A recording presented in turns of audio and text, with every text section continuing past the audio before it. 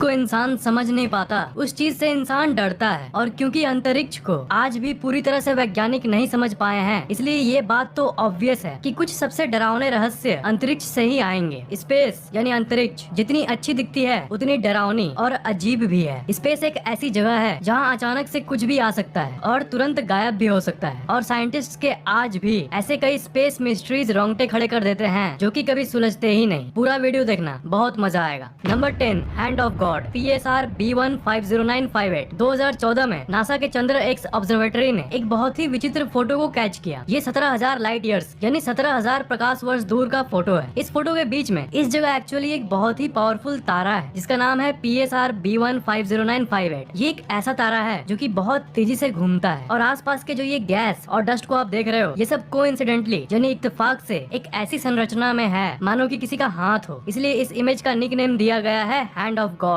यानी भगवान का हाथ। कुदरत के किसी बड़े करिश्मे से कम नहीं है ये। नंबर 9, आसमान का आंख यानी फोमलहॉट। एक तारा जिसका नाम है फोमलहॉट, वो इस दुनिया के सबसे विचित्र तारों में से एक है। ये ऐसा तारा है जो कि एक आंख जैसा दिखता है। इस पिक्चर के बीच में जो आप देख रहे हो, तारा तो बस वही है, बाकी आसपास का जो लाल कलर का चादर है ये एक्चुअली में छोटे छोटे ग्रहों का समूह है। ये तारा हमारे सूरज के साइज का करीब 2 गुना है और रात के आसमान में आप इसे देख भी सकते हो। अगर आपने किसी टेलीस्कोप से देखा तो ये एक कोइंसिडेंस यानी इत्तेफाक है, पर परफेक्ट वाला इत्तेफाक है। तारे का पोजीशन, जहाँ प्लेनेट नहीं है वो जगह, जहाँ प्लेनेट भरे पड़े हैं वो जगह, सब मिलाकर एक ऐसी डायग्राम बनाती है जो कि एक खुला हुआ आंख जैसा लगता है। नंबर 8, मंगल पर चेहरा यानी द फेस ऑन मार्स। शायद आपने इस इमेज को देखा होगा। ये इस दुनिया की सबसे अमेजिंग पिक्चर्स में से एक है। मंगल ग्रह की एक चट्टान का ये पिक्चर वाइकिंग नाम के स्पेसक्राफ्ट ने मंगल का अध्ययन करते समय लिया था। जब साइंटिस्ट को इसके बारे में पता चला तब उन्होंने फिर से वाइकिंग नामक स्पेसक्राफ्ट को उसी जगह जाने का कमांड दिया, पर उसे इस सूखी चट्टान के बदले और कुछ नहीं मिला। मतलब वो चेहरा वहाँ से गायब हो गया था। ये कैसे हुआ, क्या हुआ,